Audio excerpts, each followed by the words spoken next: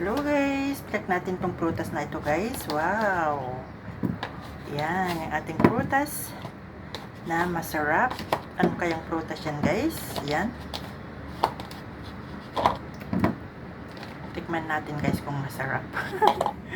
Anong prutas yan guys? Yan ang ganda.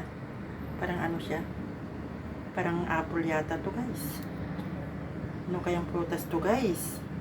Binili ni Sir itong prutas na to. Ayan, flex natin kung anong prutas to. Nakaka-unique. Nakaka-unique. Ang tawag doon? Ngayon ako nakakita ng ganitong prutas guys. Kaya, let's see kung ano ang laman nito guys. Wait ah.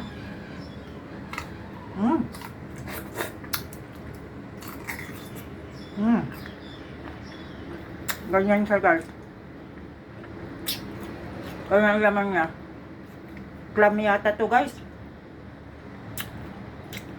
Plum. Crunchy. Maasim.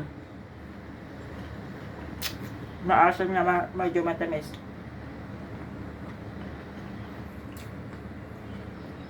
Thank you for watching everyone. Have a blessed day po.